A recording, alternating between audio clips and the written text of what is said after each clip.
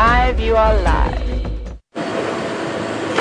Hello everyone, and welcome on board the biggest live safari on the planet, the only live safari on the planet actually, and it's a great pleasure to have you with us. My name is Scott if you are joining for the first time, and I'm teamed up with VM on camera.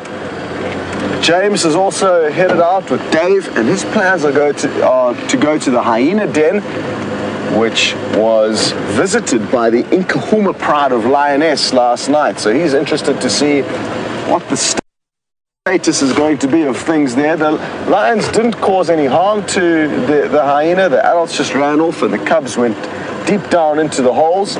But he'll tell you more about what happened. He was there when it did happen. That's his plans. And my plans are to at least try and find these ladies. The Nkuhuma lioness, the same lions that visited the den.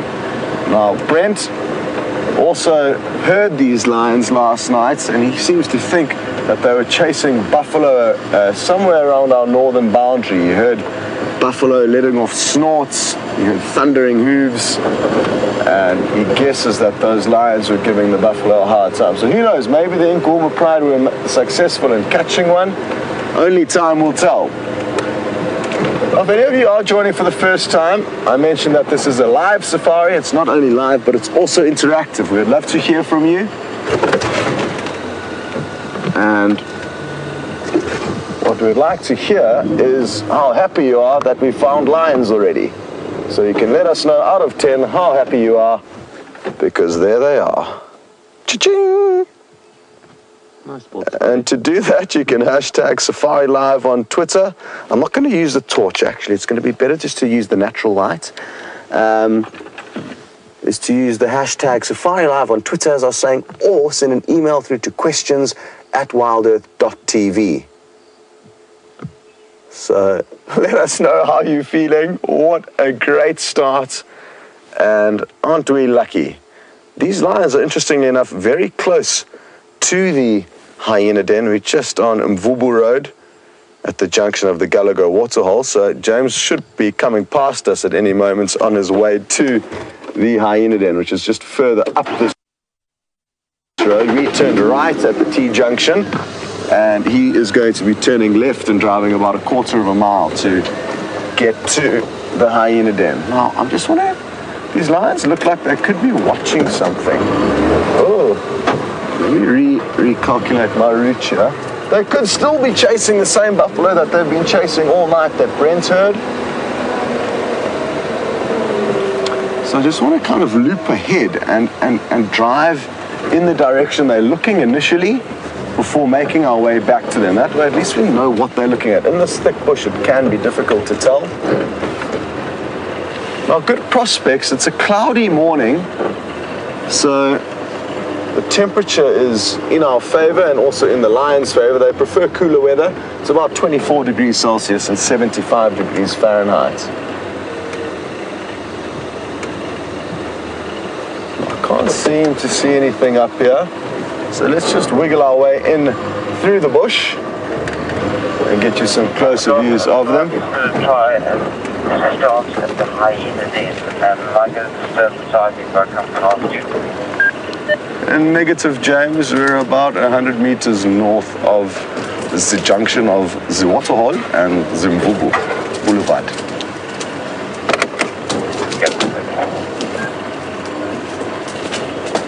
So James was just being very courteous there and asking whether or not he's going to interfere in any way, if he needs to take a different route to the hyena den, but he's not in any way, so I told him to just make his way straight through.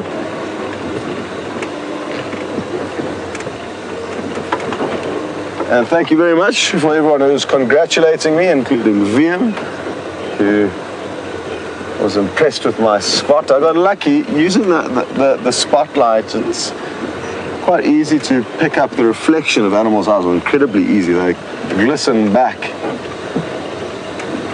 like bright lights, and that's what attracted me to these lionesses.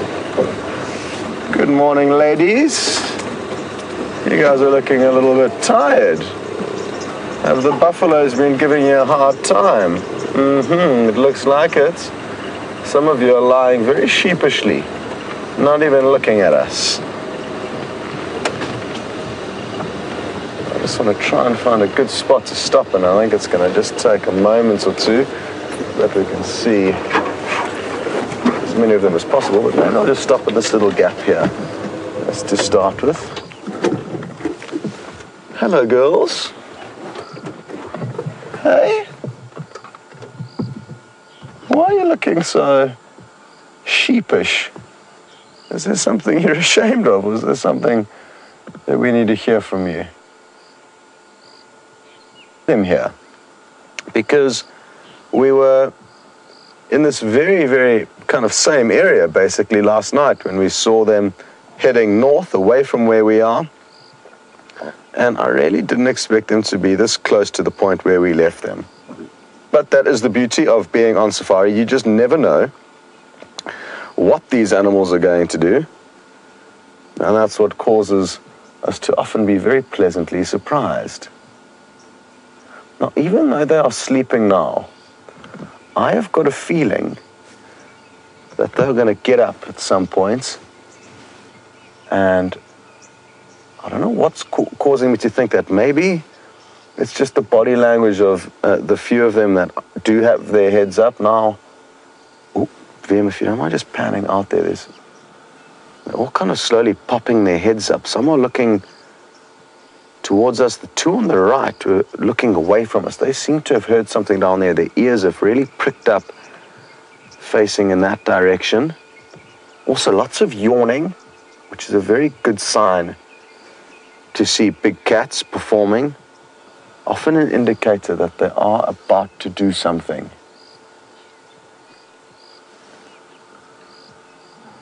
Oh yes, that's looking good.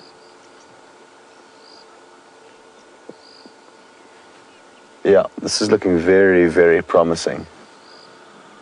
Big yawns, stretches, this one's getting up. And wouldn't it be wonderful if they coincided there? Roughly 4 hours of movement. They move 4 to 6 hours a day on average. That's what research suggests. The other 18 to 20 hours is spent sleeping. And wouldn't it be wonderful if we could coincide our safari times with their moments of movement, which is looking basically like it's spot on this morning. As we've started our safari, it looks like they too are about to start at least one bout of movement. Uh-oh, are you guys going to start getting playful? I think there's a little bit of a playful streak about to come through here, which is one of my favorite things to watch. Oh, yes, ladies. Can you hear what we've been saying, or is it just uncanny timing? I think it's uncanny timing. They definitely can't hear what we say. If anybody does feel they have the ability to speak to these animals, please let us know, because we would employ you in a heartbeat. And I'm guessing they've just had a little breather, regrouping, and now look to be possibly on the hunt, on the prowl.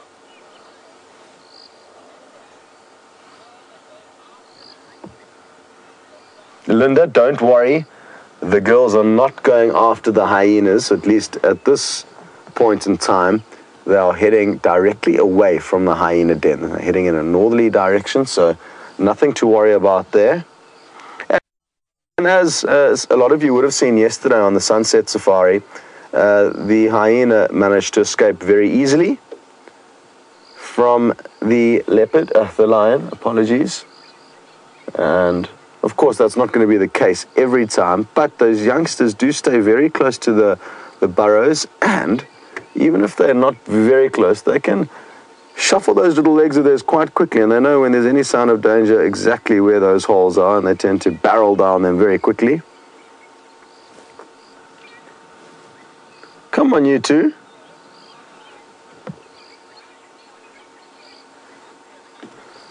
Okay, well, we're going to try and loop ahead of the rest of the pride. These two, I'm sure, are going to get up at any moment, and because it is quite thick, it may take a few moments. So the perfect opportunity to send you across to James, who has just arrived at the hyena den. Great relief. Good morning, everybody. It's wonderful here to be at the hyena den. with the cubs. They're all still here. There are a few adults here.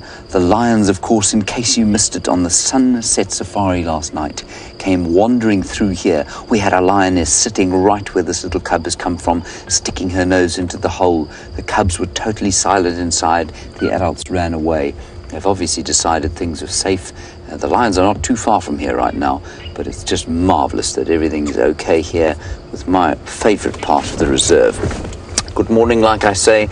My name is James Hendry. On camera, we've got Sleepy Dave this morning. How you doing, Dave? Morning, James. There we go. And with us, of course, the hyenas. You're on a live safari, as Scott has told you. Talk to us, please. #Safari Live. We're very unusual bird sighting today. So tweet like the mocking cliff chat we saw in camp today. #Safari Live. Otherwise, get hold of us on the email, questions@wildearth.tv. Alternatively, I believe the YouTube chat thing works as well. It's all beyond me, I'm afraid. Social media is a mystery more confusing than the Nazca lines. None of them there. That's her there. And then the other one coming into frame now. I think that's their mum. Is that Corky? I don't know that is Corky. I can't see the top of her head. It could well be. Then to the right of that, we've got, I think, June. Looks like June. Here comes November now, to the left there, Dave. There's June coming, not June, November coming through. And the two little black cubs are obviously still in bed at the moment. They're down in the den. The daughters of the matriarch, Madam, so named by Jamie.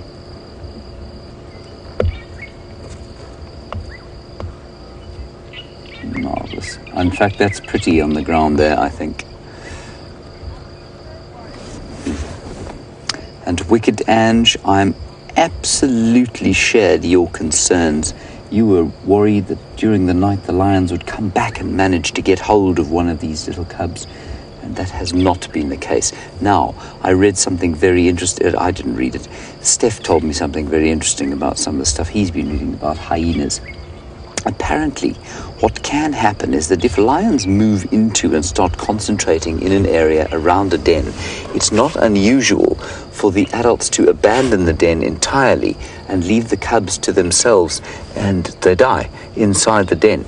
And that clearly has not happened here, and I'm very pleased that it hasn't. But what you did see last night was as that lioness popped up over there and she came in towards the den, the adults scarpered. They didn't try and defend the den at all. The youngsters then disappeared inside, and they were kept completely safe by the special shelf that they dig for themselves and underneath the ground there. But if the lions continue to exert pressure in this area, it's possible that the adults might abandon the den. I don't think that's going to happen. I really don't. Look at this little thing so close to us now. Okay, I don't think these hyenas are going to go anywhere. They'll continue playing, so we'll sit here, and while we do that, let's follow the lions with Scott.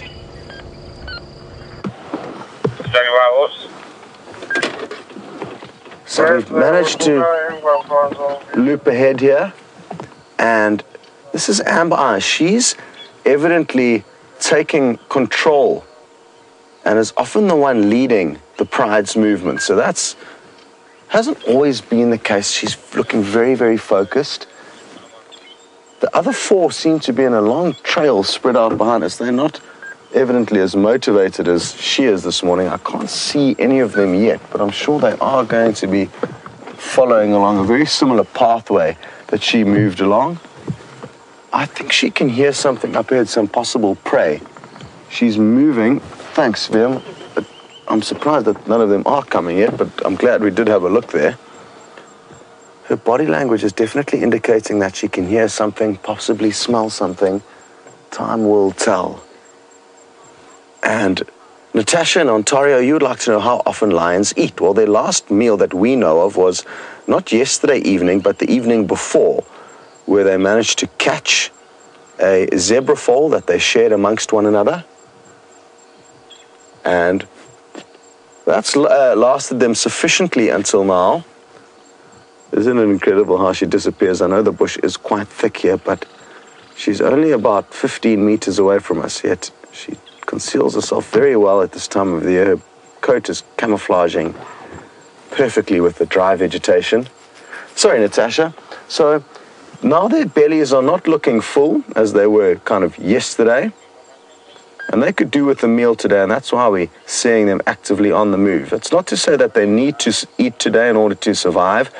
They will easily be able to survive probably another 2 or 3 days comfortably before having another meal. So from having a full belly, basically they can go for 5 days comfortably without a meal, and probably even 2 weeks would probably be their maximum period of time without anything to feed on. But because it is very difficult for them to catch their prey, it can be sheer luck that every day for a week they may catch something small to eat, or they might catch something big like a buffalo that will last them a week. There's so many variables. Here come the rest of the ladies.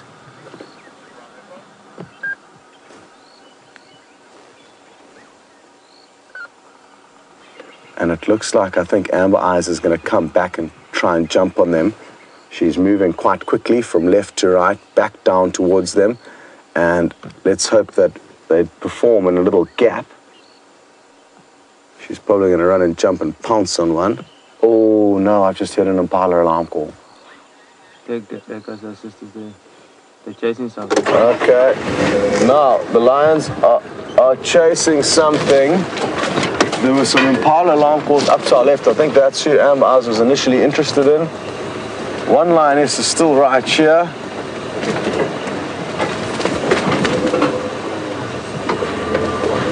So there was a bit of a chase. VM saw some running.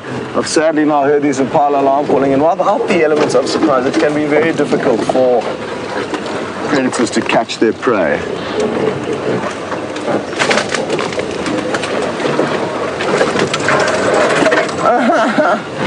Hello, X-Ranga has just sent in their lion whispering kind of CV for us to check out, and it goes roar, roar, roar. Now, please can I have our job?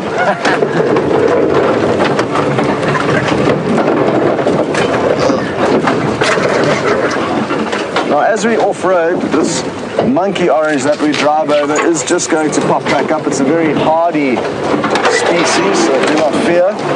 We are not causing massive damage to the ecosystem, despite the fact that it may sound like that.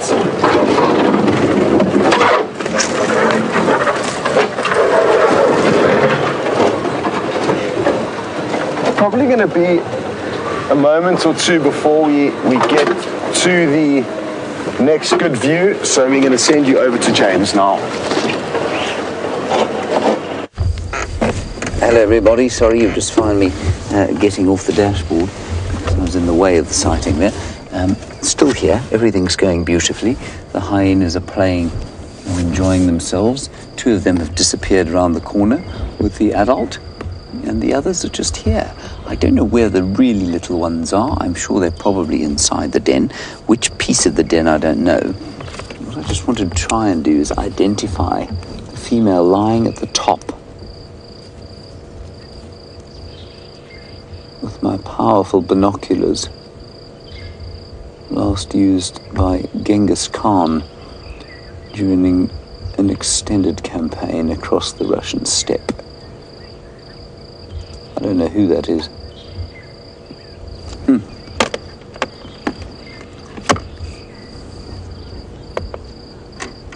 Now, interestingly, you want to know, Ramey, obviously we're going to talk quite a lot about yesterday's incident of the lions arriving here. And Ramey, you want to know if these cubs would have smelt or heard the lioness fossicking about or smelling about into the hole. Definitely they would have smelt the lioness. They would have seen the lioness's terrifying features darkening the hole as she stuck her nose inside there, and they absolutely would have heard them as well, and they would have stayed dead still and dead quiet in the back, and that's precisely what they did. That is precisely why they are here, to, well, fight another day, as it were. Although they're not fighting at all, they're having a grand old time. I'm so impressed by hyenas, I must say. Here comes little June, I think.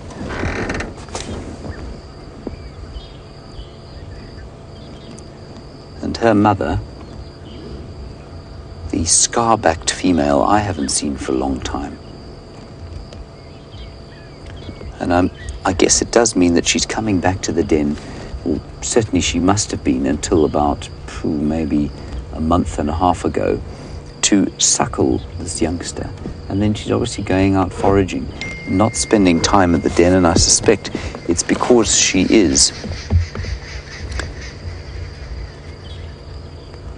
Sorry, excuse me 1 second. I left my phone on there. That's disgusting behaviour. I suspect that is because she is a low-ranking female. And low-ranking females will come back to the den briefly, suckle, and then disappear again. Isn't this wonderful? Now, I made mention at the beginning of our little drive that we had a mocking cliff chat in camp today. Now, I know that's completely meaningless to most of you, but to those of you who are ornithologists and trying to keep a list, that is a bird, I guarantee you, that is not on your list, and if it is, I'd be fascinated to know how on earth you found it there. But what is interesting to me is that, again, the dawn chorus today is subdued and quiet. The drought is bringing in, apart from the fact that there's obviously great quiet during the mornings, I do find it fascinating that it's now starting to bring in unusual birds. We had a bearded robin in camp the other day. That's not that unusual for this area, but I haven't seen one yet. But that mocking cliff chat was bizarre. Here we sit in the morning. It's almost silent. There are 1 or 2 francolins calling. That's about it. It feels like the orchestra is on strike, but for 1 or 2 hardened members. It's exactly what's going on here.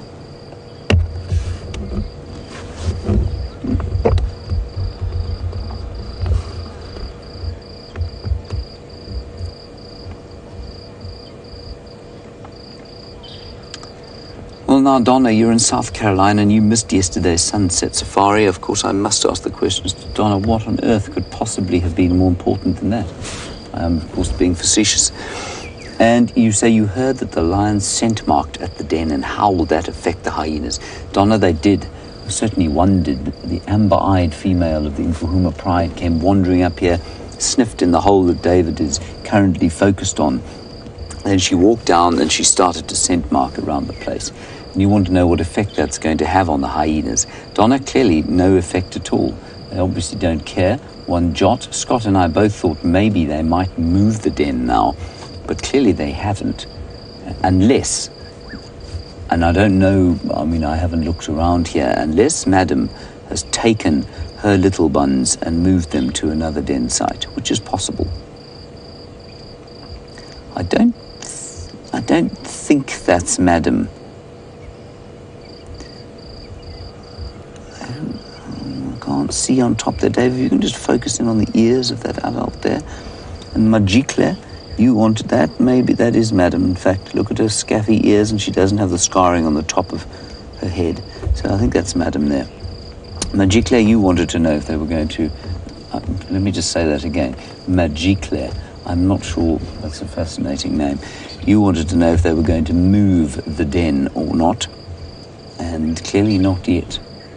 And it was getting very niffy here yesterday. It's getting particularly smelly. But despite that, the hyenas have not moved the den.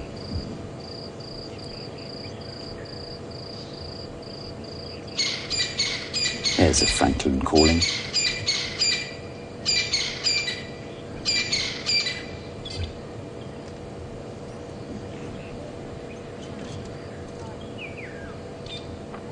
Look at those little things looking over there.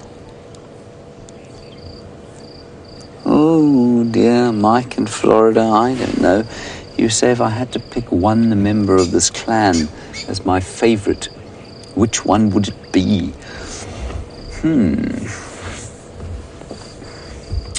Mike, I mean, obviously D1 with her little white sock on her hind left foot is very characteristic, but instinct says to me the second D D twin, so D2, the little male. Maybe it would be him that I would choose if I had to pick one as my favourite. I'm not really sure why I say that. I enjoy them all a huge amount. The lions have just come across some Inyala. It's a bit of chaos and confusion here. The lion have bombshelled in every direction after the Inyala. This is one of them. But it looks like, as so often happens, the prey have evaded the predator. So exciting stuff, but all of a sudden just unfolded. Inyala were running everywhere, lion were running everywhere. We were actually quite far away from the lion, trying to loop ahead of them through a very, very thick block. And it worked out in our favor. They came chasing Inyala straight past us. And you didn't miss out on anything, so fear not.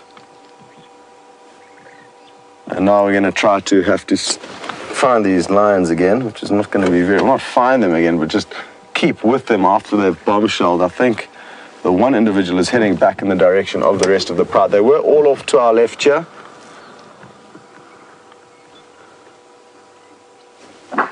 Oh, there's an Inyala bark that you heard, almost like the bark of a dog.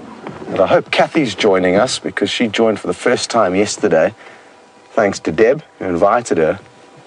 And she was interested to know about alarm calls. Here on the left here, we've got... Oh. So there's still a chance. I mean, these lion have scattered the herd of Inyala, and I guess that's why this one individual lion kept running past us there. Even though they've lost their elements of the surprise, I guess, like I said, because they have bombshelled the Inyala, they could still get lucky. For us, I think we're just going to sit tight. We don't want to interfere in any way. And by moving the vehicle, we're either going to disadvantage the lion, who cannot hear the Inyala, or vice versa, disadvantage the Inyala, because they cannot hear the lion approaching. So we don't want to do that. Of course, we do want to try and stay with these animals, and it looks like this one lioness is heading back towards us. Now, I know James is enjoying some good sightings at the hyena den, and that's absolutely perfect. I don't suggest that he come here and join us in this thick bush.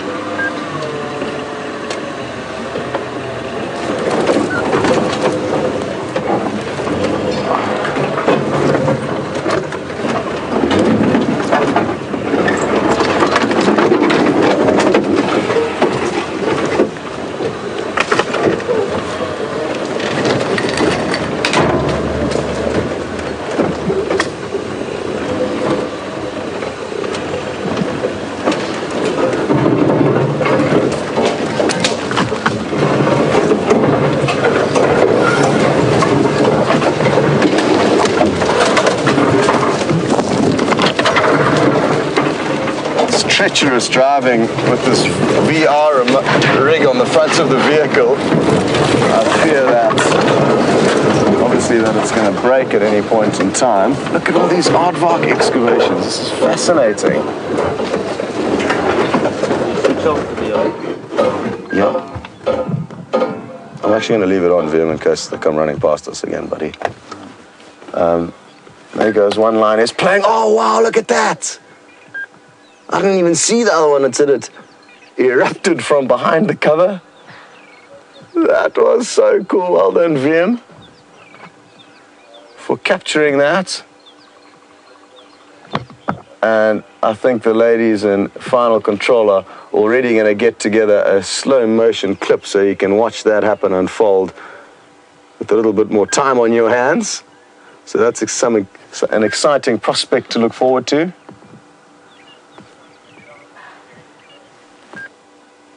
I can hear impala alarm calling somewhere around us. I can't pinpoint exactly where. This one's now, it looks like it's going to sharpen its claws.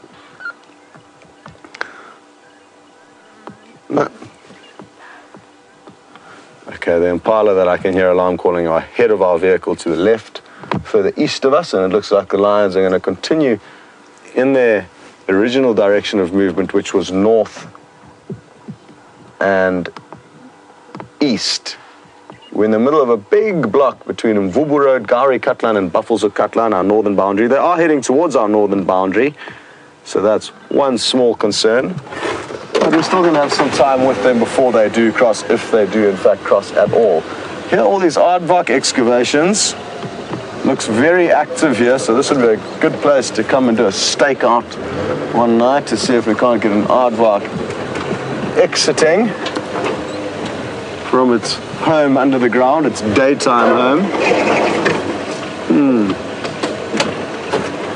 I'm going to try and take the path of least resistance to catch us back up with these line. And I think it may take us a little bit of time, so this would be another good opportunity to get you guys back to that hyena den. We've just moved slightly in order to get a better view. We've come up to the front of the den where we often park, and not much has changed. Same two adults here. In fact, one of the adults has gone off. Pretty, who I think was the one we were looking at earlier, in front of the vehicle, has moved off. And the cubs are still here. November and the 2Ds are out. Ooh, Dave, quickly to the left. There's the little cub, the tiny little one. The matriarch's cub is out. Isn't that wonderful? Now, I am amazed by here's the second one now. This is so cool. I am amazed by how patient Madam is. So that is Madam, that's the mother. And when these 2Ds were born, of course, they were born in the other den, and they were born to Corky, and November was still around there, and it was amazing how sort of impatient Corky was with November, and how impatient Pretty was. Well, not quite as impatient, but also she was quite impatient with those 2D twins who were not her own. It's amazing to watch the matriarch here, so patient and tolerant of all the youngsters around her, biting her bottom, chewing on her tail. She's completely tolerant of them. And I think that's incredible. And we did have a suggestion a few months ago now that maybe that's why she is the matriarch. She has this sort of better attuned social grace, if you like. I'm not sure that's what it is, of course, because the matriarch is normally an inherited position. But maybe it's rather a function of the fact that she is the dominant, that she is more patient with the others. But clearly, they're quite honoured to have the Queen here playing nursemaid.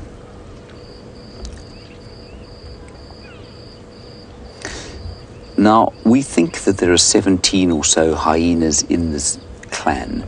And Stefan, you want to know, or adult hyenas that is, you want to know, are the other females who are low-ranking in a pack outside of the den? No, probably not, Stefan. We think that they would be hanging around, probably in ones and twos. They'll forage in ones and twos during the course of the evening, and then during the day they'll go to sleep, probably near water on a hot day, otherwise just under a bush on a cool day like this. So they won't necessarily hunt together. They don't do a great deal of hunting here. They largely scavenge in this particular area. In East Africa, you'd probably find them more often. Right, back to the lines with Scott. Okay, now we've just found a little opening that these lion are about to pop into. Here it comes, Liam.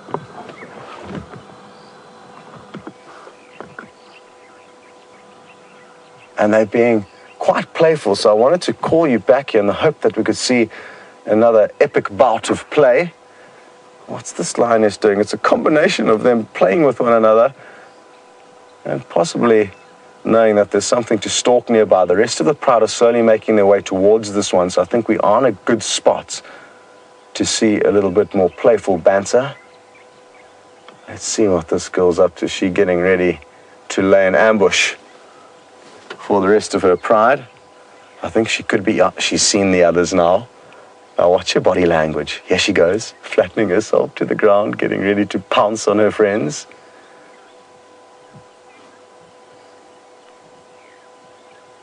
It is quite tricky in this thick bush to try and forecast where the action is going to unfold, but at least if you are in the vehicle with us, you do have a chance of seeing a glimpse of this action.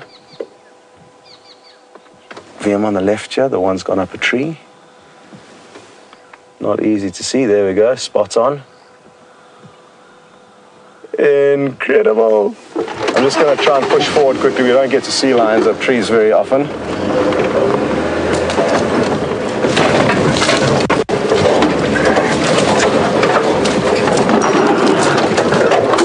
It's so tricky. There should be a little gap there where you can see what's going on. There we go.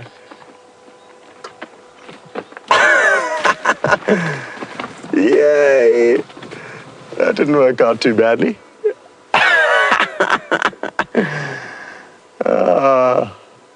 We have been having such fantastic sighting of these ladies. Again, here come the rest of them.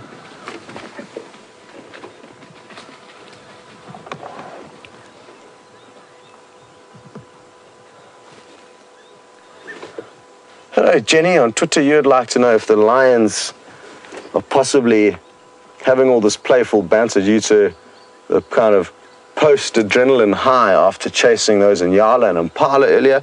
Possibly. I think that is the case. VM back up onto the tree here. This one's scratching its claws. And that's how they maintain and manicure their claws, by scratching them and sharpening them against these trees. It just keeps the edges at a fine, sharp point. This is so cool.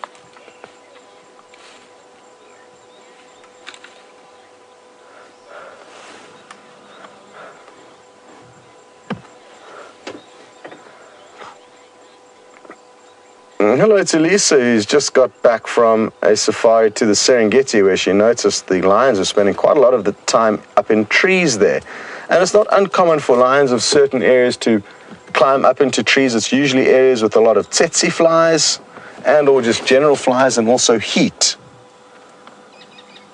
And that's not really that common in South Africa, though. I don't know of too many tree climbing prides of South Africa, which is just interesting. I mean, we still have flies here, we still have hot weather here, but possibly just not the right trees.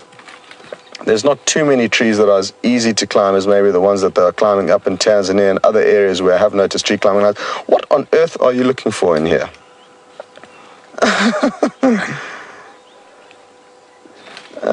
Anyway, she eventually made it through. Oh, VM, get ready for another pounce there. There's a lioness lying. Just, you can see her. Look at that. And she's going to pounce on this one that's walking. I think that's Amber Eyes that's in hiding there. No. Look at how fascinating that camouflage is. You can just see her two eyes blinking, really. Awesome.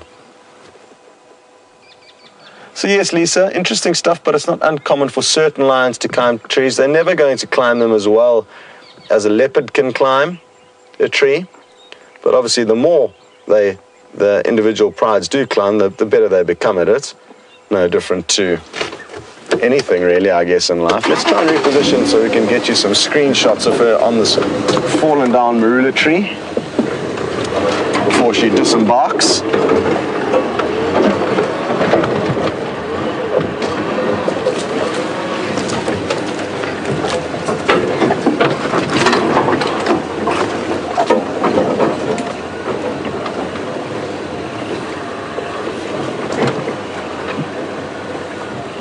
Oh, this is going to be beautiful.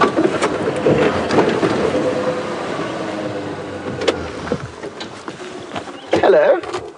Perfectly framed by the leaves of the bush willow in front of her. Wonderful. Now, if you are a new viewer, or even if you're an old viewer that is yet to discover the magic that is screenshots, I suggest you work out how to do it. It's a great way to document what happens on safari and keep tabs of all of your favorite sightings and experiences with us.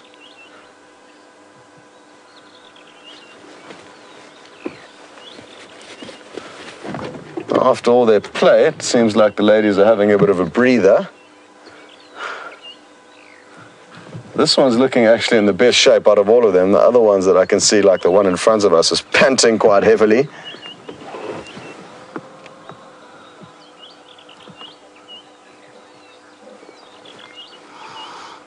Hi, Kathy. You interested to know whether or not we think that the oldest lioness in this pride, which is not Amber Eyes, has possibly slipped in rank, and that's why we notice Amber Eyes is beginning to lead the pride now.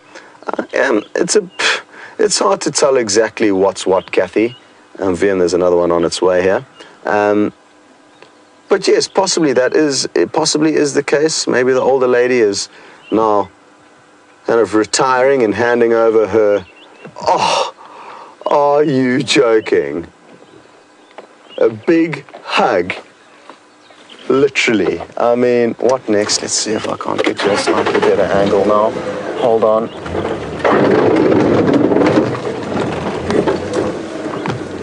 It's not going to be easy. Oh, wonderful. Absolutely awesome.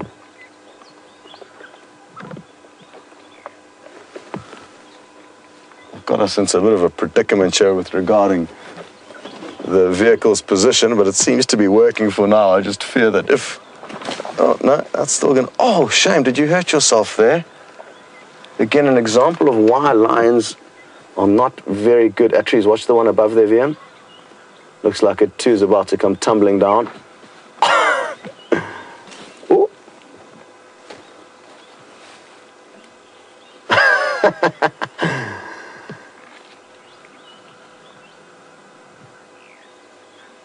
So yes, Kathy, I don't know how much we can read into it just yet. It's not going to make a huge difference, you know, to a pride of lion, whoever is in charge. Like I said, it doesn't have huge benefits. It's just like they are deciding upon themselves to lead the pride. It's not like there's an alpha pair that get benefits from being in charge. It just kind of naturally happens that one will decide to lead by example.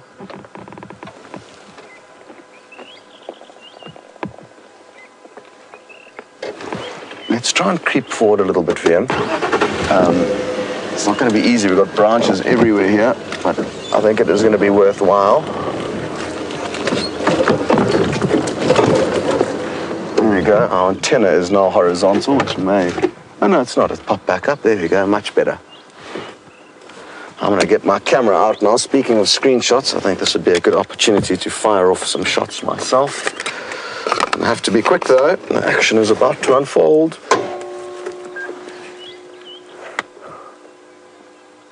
Well, very, very happy to hear that a lot of you are loving this sighting, because this is unique and wonderful. What is not wonderful is that I've just realized that my camera battery is not charged. Whoopsie, bad planning. I think I should have another one somewhere there. Oh, I don't think that is the case. So, I'll put my camera away and simply soak in these memories, as opposed to try and capture them. Look at that view!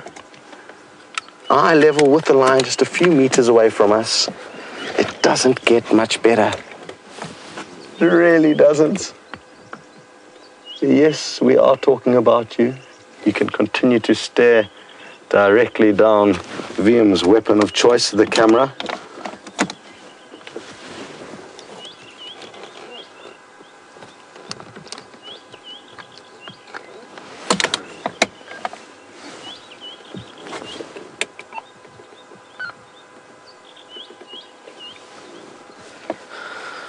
I'm just going to give a quick update to the game drive stations as to where we are, in case anybody does want to come here a little bit later, and just so that guys can keep in mind what's going on here.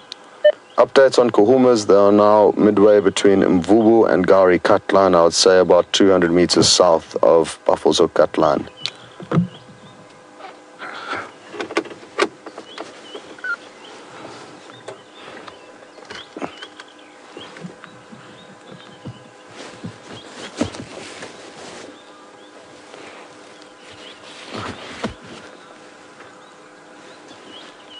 Hi, Jared. you have obviously been missing sightings of the dominant male coalition. Oh, no ways. There's a lion that's trying to climb up a marula tree. Hold tight, everyone. Jared, you've obviously been missing the Birmingham boys, the dominant coalition of male lions, and are wondering if the presence of these ladies is going to increase the likelihood of them coming back. Yes, most certainly. Hold tight, everyone. We're about to get into a epic position here. Wow. Oh. Try and get this antenna out the way. Sorry, dear. Here we go.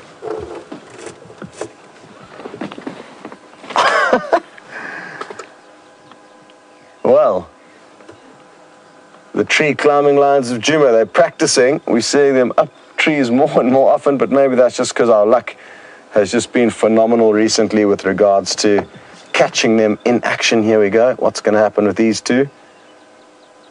Using the tree to try and stalk up on one another.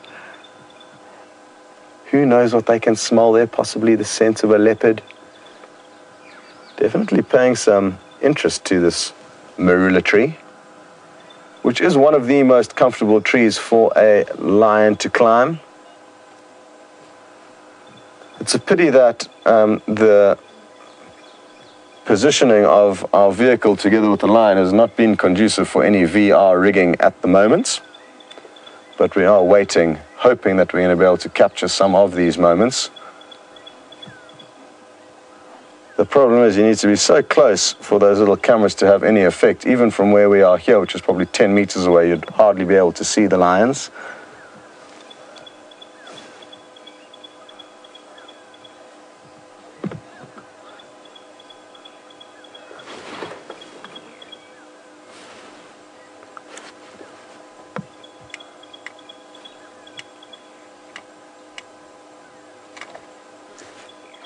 Come on. Feel free to jump back up one more time.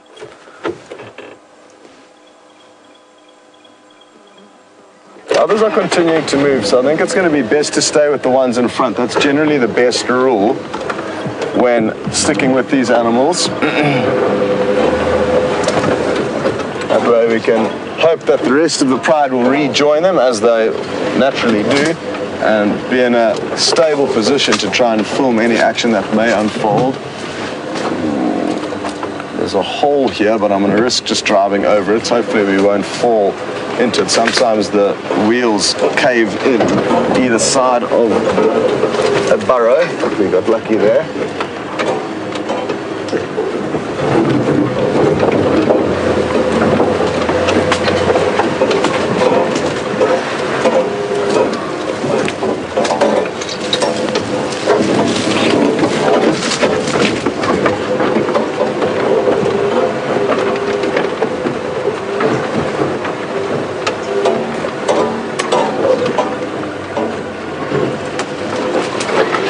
Amy in California, you would like to know if by following these animals we ever interfere with their hunting.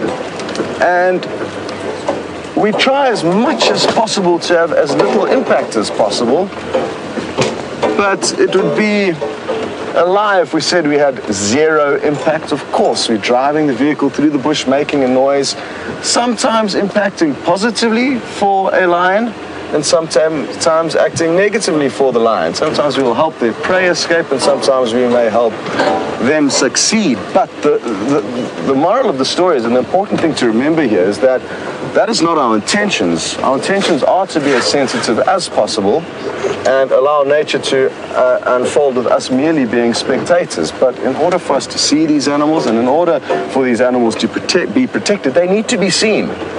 Conservation requires money, and this is a perfect example of how ecotourism does keep an area like this safe. This is privately owned land, where landowners see the commercial benefits of following animals.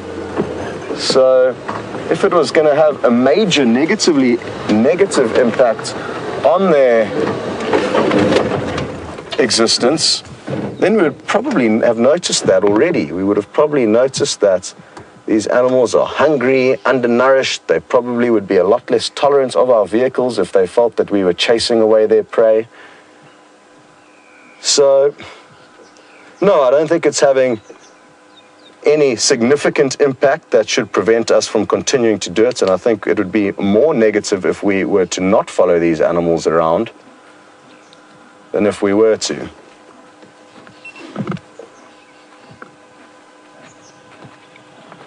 So I hope that makes sense.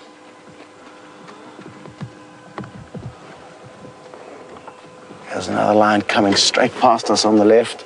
There are still 3 more pride members that need to catch up with these 2.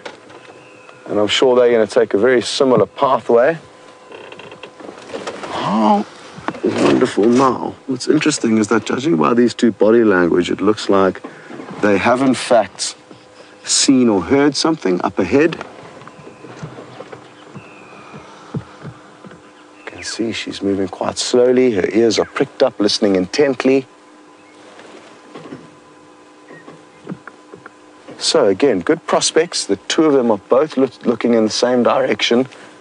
And who knows what lies ahead up there, but I'm almost certain there is some more prey. Here comes another lioness from in front of the vehicle. The 3rd of the 5.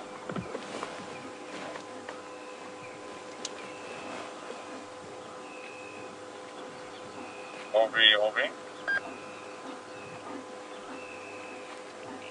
Well, I'm forward done. With the next triple M, would you like to take a rest next to the vehicle? That suits us perfectly. We're very happy that you've decided to lie down just 3 meters away from us. And Amy, this is a good example of what little of an effect we have on their lives. And if they didn't like us and didn't appreciate us following them through the bush, I don't think they'd be acting the way they are now.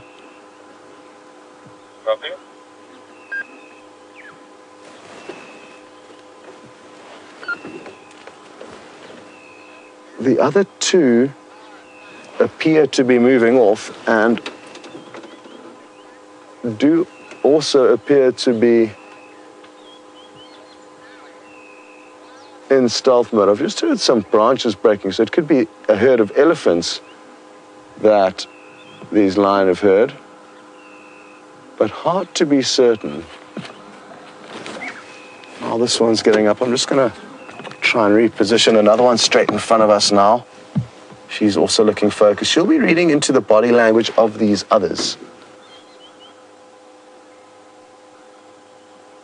And what I'm going to try and do probably quickly now is reposition the vehicle so that we can try and film them as they move off in a more kind of westerly direction. That appears to be where the sound or smell is that's exciting the other lions in front of us.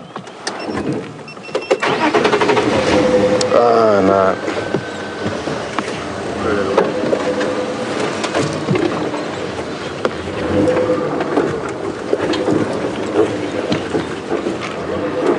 I'm not going to suggest going across to James just yet. I think something could unfold at any point in time.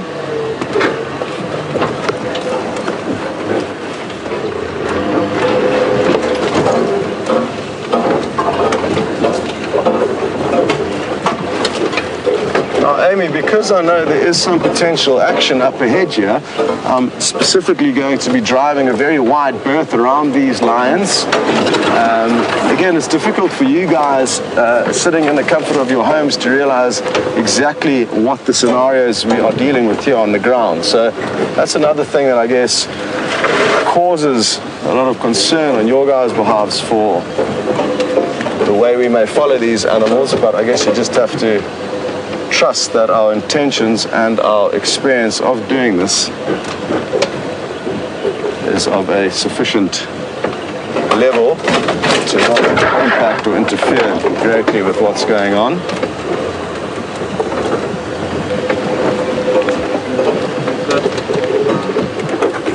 Oh, hello. Well, spotted there, VM. I had no idea she was here. I was keeping an eye on the other 4 members of the pride, which appear to still be slinking their way through a quite thick block of vegetation. This one's possibly just getting a good vantage point of the rest of them. And again, a wonderful eye-level view of her, even though it was brief. It makes such a difference viewing animals at the same level that they are sitting at, I find. Whereas now we're kind of looking considerably down on them. VM and the camera are elevated considerably. I mean, they're kind of at my eye level looking down, which does make a difference. Now, where to go next? This is incredibly thick in front of us, so I think at this point we may want to think about sending you across to James back at the hyena den, because we're going to need to do quite a big loop around them again to just make sure we don't interfere, and we don't need to have you along with for that little section of the adventure. So off you go, and we will catch up shortly. I have to confess, everybody, that this is a tremendously soporific and peaceful atmosphere that has enveloped the hyena den. While you've been away watching the lions having their action, the hyenas have been playing and they've been suckling, and now they're starting to settle down a bit. And it's creating some sort of heavy eyelids in my head. But here comes the little one now. Very confident these days. And of course they're confident because they are the offspring of the matriarch. So let's just see what they do. Just watching us carefully. I think probably looking at the lights, because the lights of the vehicle look like two great big eyes, of course, staring out. So I'm sure a little thing like that almost perceives us. Dave, just go to the left there. Sorry, there are two Franklins coming up. Just left of that. Two little birds. There, look at them. Look at them coming right up to the hole of the den. Two little crested Franklins. I don't know, the hyenas haven't seen them yet. I'm sure that baby would react if they did. That's so fun. Here come the hyenas.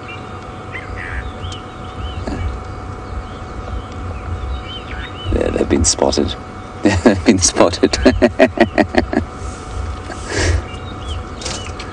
They'll go scuttling off, although that looks quite playful.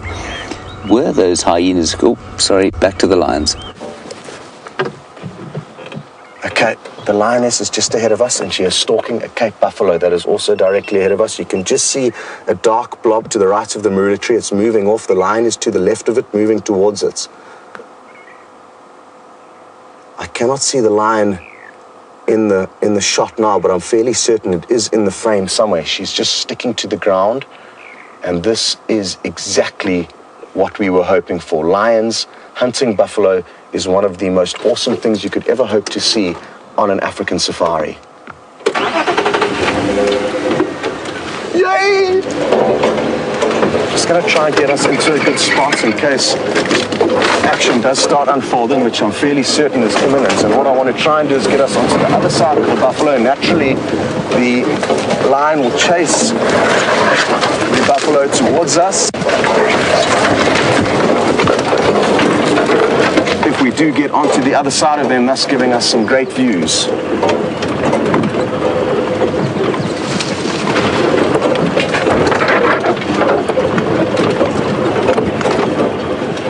Just to decide where to stop exactly. I think we've got a nice little opening section here, and we are about to be in position A. We could not ask to be getting into a better position than we are now. Just hold tight, bear with me for 10 more seconds, and then we'll be able to stop the vehicle.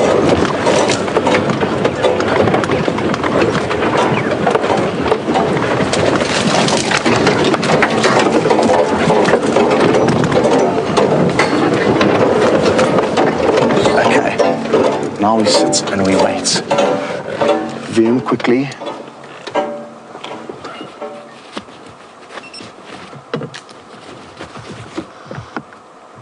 So the lion are to the left of the buffalo. They're on the other side of the buffalo. And as calm as this scene may appear now, things are about to change at any second.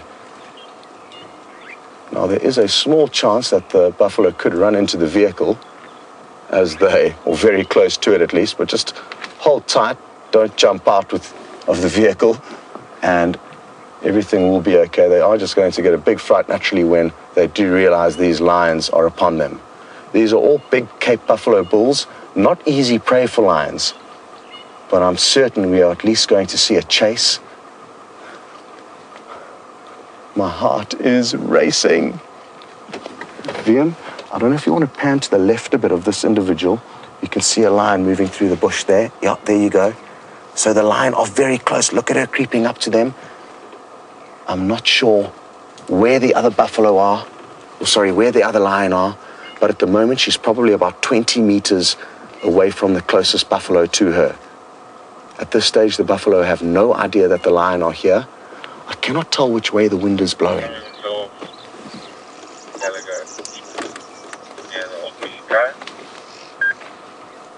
Which means that I cannot tell if and when these buffalo are going to catch wind of the lion. Here comes the lion. She's moving closer. And she's about to pop out into a little clearing where you'll be able to see her better. The others could be looping around, but at this stage I still have not got visual of even one of them. Isn't this fascinating? Look at her flattening herself to the ground. This is not a common view that we get. Oof. Something's about to happen. I've just seen a second lioness pop out. And Via, maybe if you just zoom out, you're going to get a much better idea of how close she is to this buffalo at the moment. She is very, very close. But waiting for the opportune moment. You wouldn't believe it, but another Pride member has decided to lie down at this critical stage of the hunt. Oh, there's another one, though, that's popped up. You can see it in the background. So at least she's getting some support from another member of the Pride. Oh, can you believe this? This is absolutely awesome. Oh, I think the buffalo have sensed something. You see the way that buffalo that's closest to her has just stopped, lifted its head. I think they may be able to smell something, even though ever so slightly. It may have just got the faintest whiff of a lioness. You can see her directly in front of our vehicle now. Oh, fascinating. Oh, there we go. Here they go. And now let's see what happens. Once these buffaloes start running, that's the best chance that the lion are going to have of actually bringing one down. They need to turn them and get them on the run, which has not happened now. It's probably going to be a turn of events, and now the buffalo are actually turning to start facing these lions. Here they come. Keep an eye on the buffalo, VM. That's where the action is going to be. And like I say, obviously they've got a big shock. They didn't know that lions were creeping up on them. But now that they have regrouped in just a few seconds, you'll find that they're going to turn on these lions and start chasing them. Here we go. That's exactly what we expected to see. Here comes one lion from the right. And how quickly the roles are reversed. But like I said initially, there is... Here comes this buffalo coming all out on its own. And now this is when things can go wrong. When a buffalo is this bold and now it's separated itself from the rest of the herd, it may give these lions an opportunity to jump on its back. So their boldness is sometimes what causes them to become unstuck. But they back themselves for a reason. I mean, these animals have come across lion many, many times, and you can see 3 lions slinking away there with that one buffalo pacing after them, not a care in the world, it appears, even though the other herd members don't seem to be following it, although there's one that's directly in front of us now that's charging about, not as boldly as the other.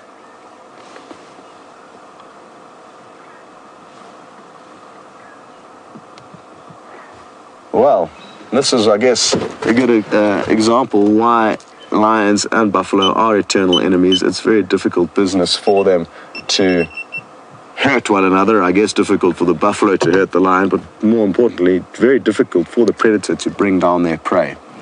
Maybe under the cover of darkness, things would have been different when the buffalo can't see as well. That will put the lions in a major advantage in a scenario like this. But right now, it would require a small miracle and a very unlucky buffalo for us to see the Nkuhumas successfully bring one down. This lioness, though, still kind of thinking about the fact that she could get lucky. The other buffaloes that we saw marching those other three ladies off, I think I can still hear grunting off to our left. But for now, it's a bit of a stalemate and a standoff with at least the one remaining lioness here and the buffalo that are in this area. There's one that's just poking its head out around that bush there. You can faintly see. VM is doing a great job on camera, everyone. It's incredibly difficult to try and show you all the different angles in a scenario like this, on top of our own excitement that is bubbling over.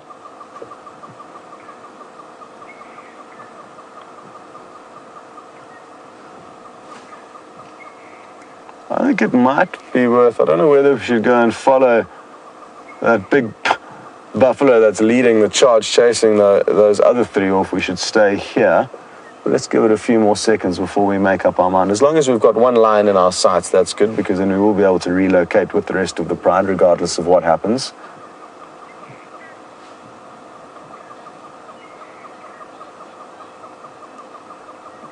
I don't think it makes sense for James to come here. It's going to take too long for him to get here, and we are in the middle of quite a thick block, so I don't think a second vehicle would be useful here. But don't worry, if I did feel that was the case, I would be certain to get a hold of him on the radio to try and increase our chances of getting some better shots.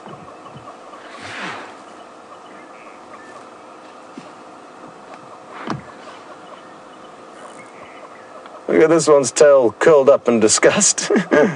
It's been huffing and puffing. I think it's trying to work out where a lion is that it can chase.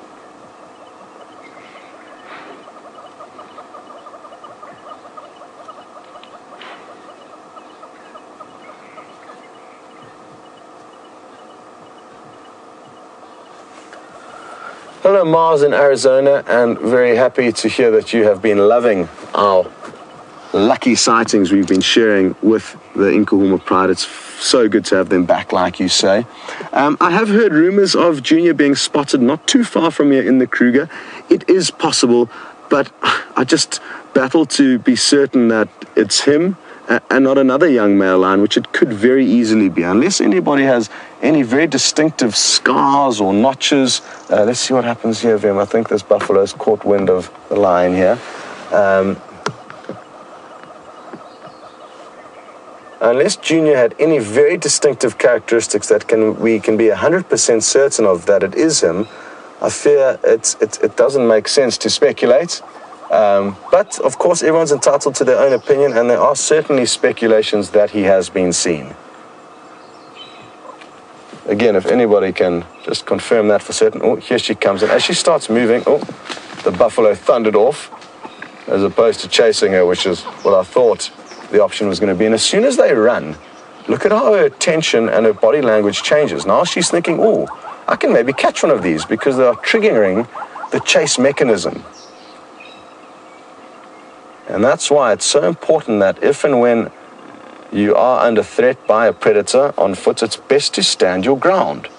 Just like the buffalo did. They've made the lion think twice. But as soon as the buffalo ran, like they did there, the lion immediately thought, oh, this is looking far more favorable.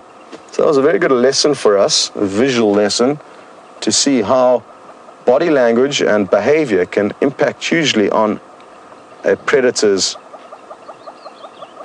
behavior. Now, I've just heard another grunt from that buffalo that went off chasing the other three in the direction that this one lion is moving, and I think we could see some action here.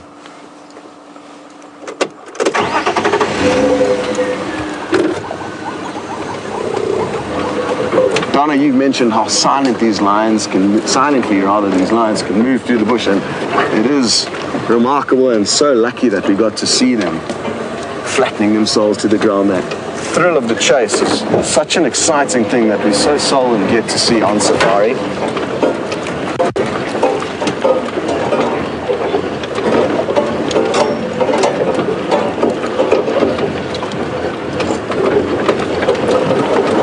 Again, Amy, I think in that scenario, I don't know if anyone feels differently, but I think we had zero impact on what happened for both the buffalo and the lion.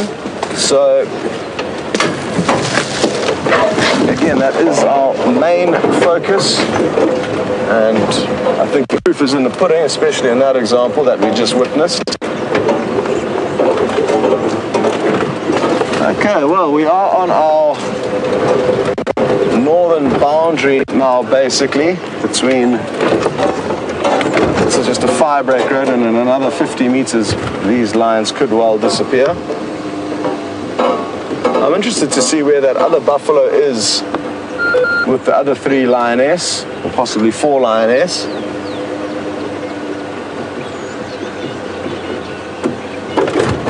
Just going to keep an eye. There's one directly to our right now, the same one we've been keeping an eye on, so let's just stay with her for now.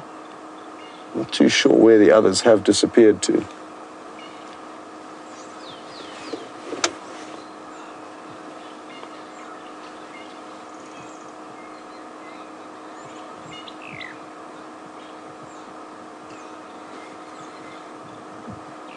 Hello, Georgia and in Illinois, and I think you've raised a good point for all of those who are skeptical about how we position the vehicle and how close we may get to the animals. And the fact that we can zoom into the creatures can sometimes distort reality and make it feel like we are much closer than we actually are. So that's a good point from Georgianne. Thank you for raising that. And like I said, unless you're sitting here, you cannot... Well, it would be unfair to be able to judge from the few views that you're getting as to what the entire situation actually is that's unfolding around us. And also, I guess that, coupled with the fact that many of you have never been safari guides before, is probably also something that you can bear in mind. And like we've said before, a lot of concern shown for Karula and her den sites and her cubs. All of us that work here do it because we love nature and love the animals that live here. And our aim is not to harm them or hurt them or interfere with their lives. And that, I guess, is fundamental and final. Oh, okay, I've just seen a buffalo. Just going to creep forward to get you a view of it. It's the one that marched off the rest of the pride. It's just somewhere off to our right here. Oh.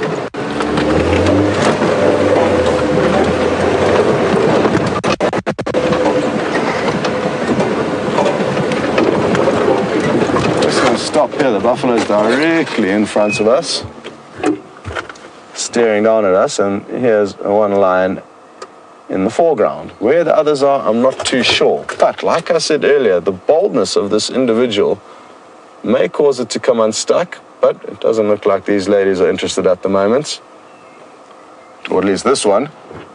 And you'll probably find she's just wanting to catch up with the rest of the pride.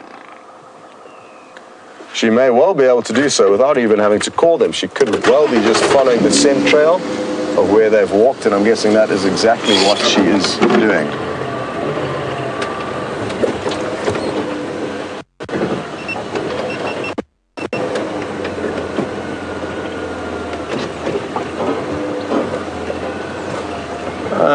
Okay, looks like we found the rest of the pride. And I'm just going to stop here. It looks like there could be a bit more playful post-buffalo hunt adrenaline, as one of you suggested earlier. They take the frustrations of being ridiculed by the buffalo by playing with themselves.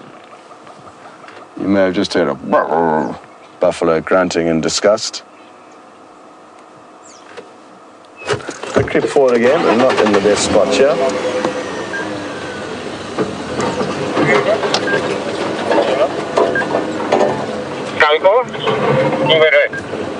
Okay,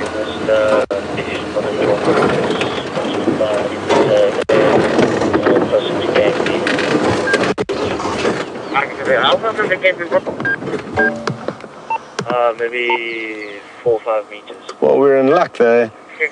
Evidently are now heading in an easterly direction parallel to our northern boundary. And for those of you who are new to these live safaris, we do have perimeters, but the animals don't, which is a perfect way to have things as opposed to the other way around.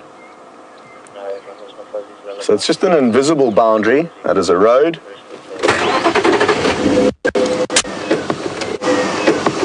That the animals could cross over and then we would wave them goodbye.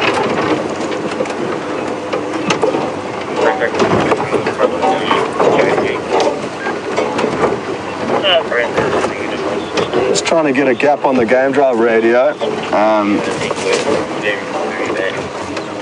so that I can inform guys where we are again. Stations in Nkuhuma and are very close to Buffalo's or cut line conclusion of the fire break. I think slightly closer to Gawi cut line. Oh, just took a kidney shot there from one of those branches. Kwatam!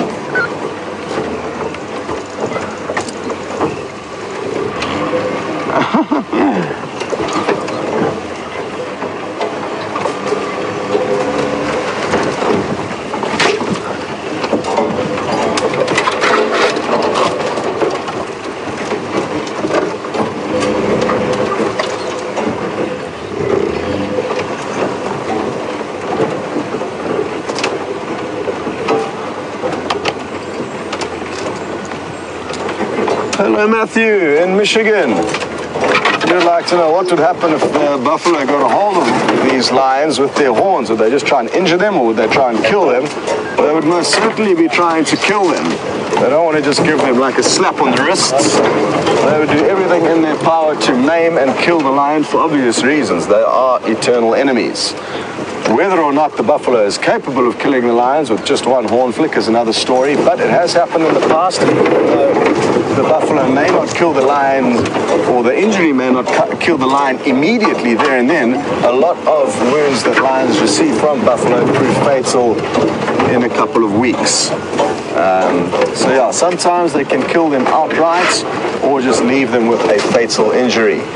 I've seen a buffalo once toss a lioness into the sky as if she was a rag doll. She just went kind of 3 somersaults. And bearing in mind that's 120 kilograms, over 240 pounds of animal that the buffalo tosses into the air as if it is a little toy. Okay.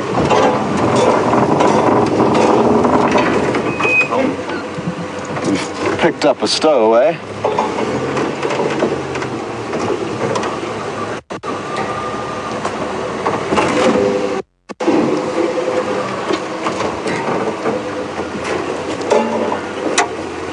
Looks like we got rid of the branch that was stuck below the vehicle, so that's good.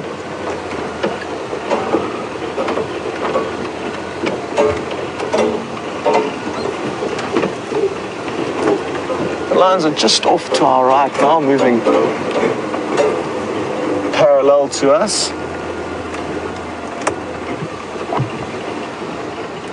Lucy in South Bend, Indiana. I'm not sure if I'm understanding you correctly, but you'd like to know if the buffalo curl themselves up so that the lions cannot catch them.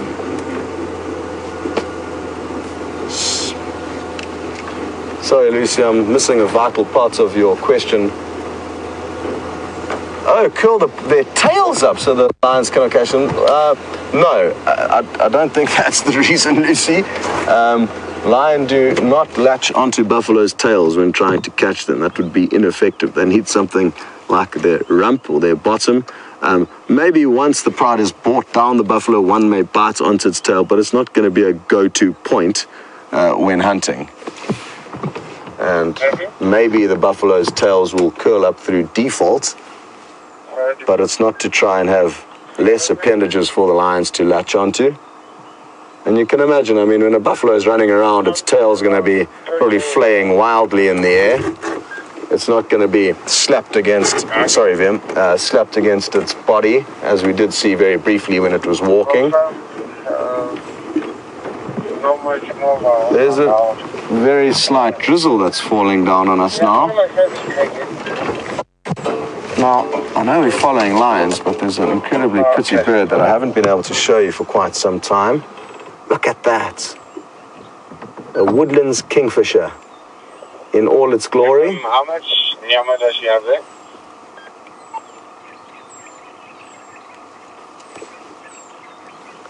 Now the lions are moving parallel to us because the vegetation is very thick. I'm not going to make an effort to pop in just yet. So we're going to have to be patient with regards to our next view.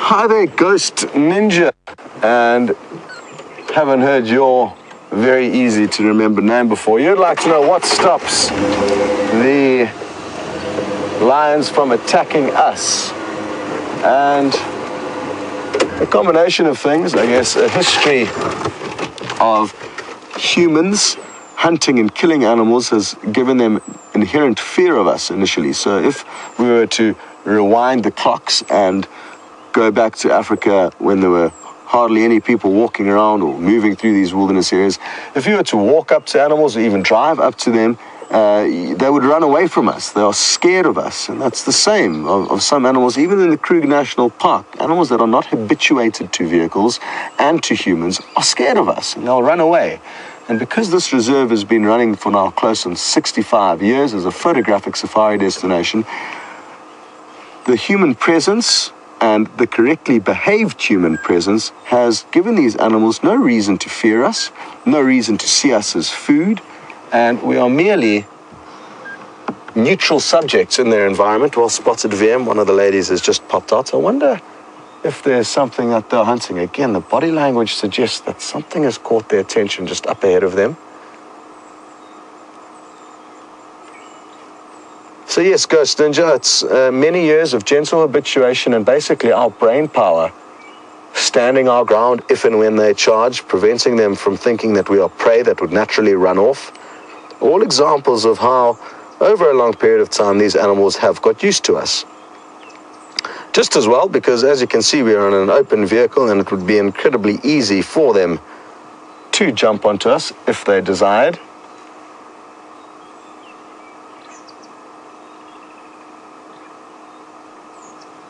But as you can see, and as you would have probably noticed from the course of the different sightings and interactions we have had with them this morning, they are not interested in our behavior. I'm just going to roll forward. There's another tree that looks like they're going to climb up. Oh, yeah, beautiful. Hello, ladies. You are really putting on a serious performance for us today, and we are thoroughly grateful for it.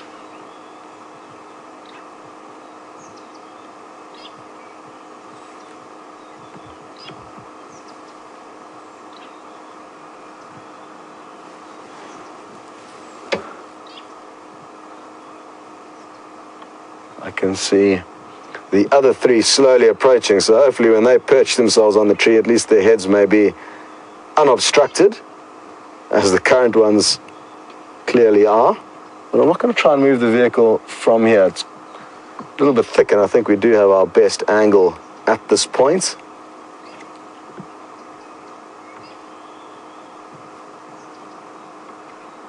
Looks like the others are about to also mount the marula. Let's see what happens here.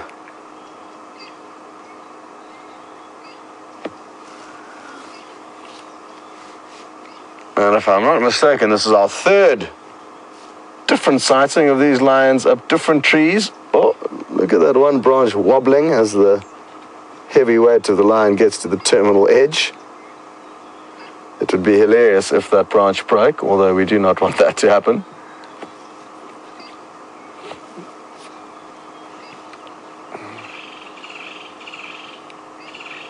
Hello, Blaze C. You would like to know if we've ever seen lions hunting monkeys, and sadly no, I have not in my career seen them doing that, although it does happen from time to time. They will hunt not only monkeys but baboons as well. There comes one lady making her way towards us now.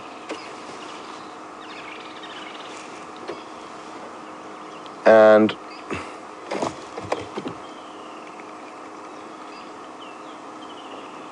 Trent's just driving past. You may have heard a vehicle. He's on his way to a leopard sighting.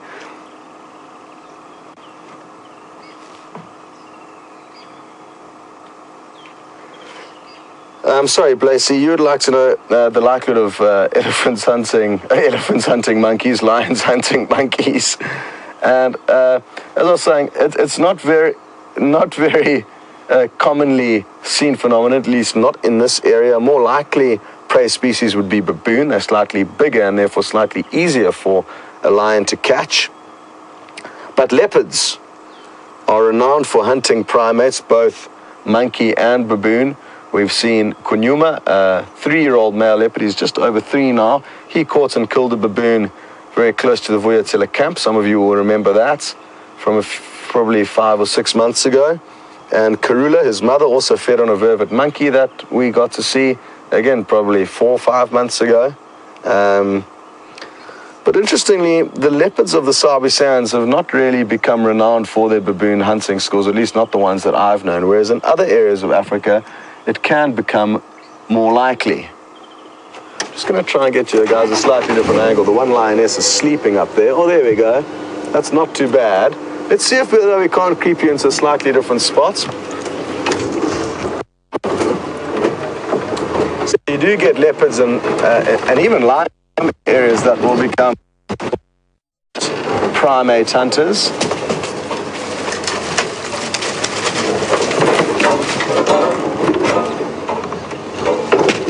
That should work.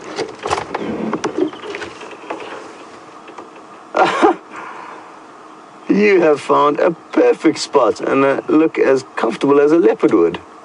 Up in that tree, look at it wobbling ever so slightly as she breathes. Gently bending under her weight.